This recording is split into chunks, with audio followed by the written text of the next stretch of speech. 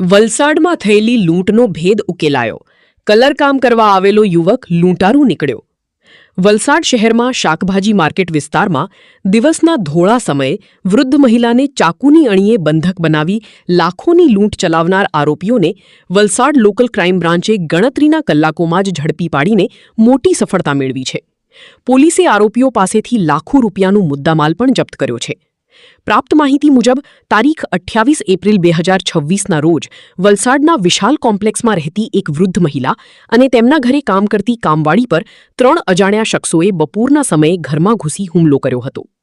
આરોપીઓએ ચપ્પુ બતાવી મહિલાઓને ડરાવી ધમકાવી મોઢું બાંધી દીધું અને સોનાના આભૂષણો, રોકડ રૂપિયા તેમજ અન્ય કિંમતી વસ્તુઓ મળી કુલ રૂપિયા 3.86 લાખની લૂંટ ચલાવી ફરાર થઈ ગયા હતા. ઘટનાની ગંભીરતા ધ્યાનમાં રાખી પોલીસ અધિકારીઓના માર્ગદર્શન હેઠળ એલસીબીની અલગ અલગ ટીમો બનાવી તપાસ શરૂ કરવામાં આવી હતી. સીસીટીવી ફૂટેજ અને ટેકનિકલ એનાલિસિસના આધારે પોલીસે આરોપીઓ સુધી પહોંચવામાં સફળતા મેળવી હતી. પોલીસે આ કેસમાં કુલ 4 આરોપીઓને ઝડપી પાડ્યા છે, જેમાં વિશાલ ઉર્ફે ડીજે કાંબલે, સાઈ ચૌહાણ, આકાશ ઉર્ફે અક્ષય જાધવ અને રંજીત ઉર્ફે તાત્યા માનીનો સમાવેશ થાય છે. આરોપીઓ મૂળ મહારાષ્ટ્રના હોવાનું બહાર આવ્યું છે. તપાસ દરમિયાન ખુલ્યું કે મુખ્ય આરોપી વિશાલ કાંબલે અગાઉ આ કોમ્પ્લેક્સમાં રંગરોગાનનું કામ કરી ચૂક્યો હતો, જેના કારણે તેની ખબર હતી કે ઘરમાં એક વૃદ્ધ મહિલા એકલી રહે છે.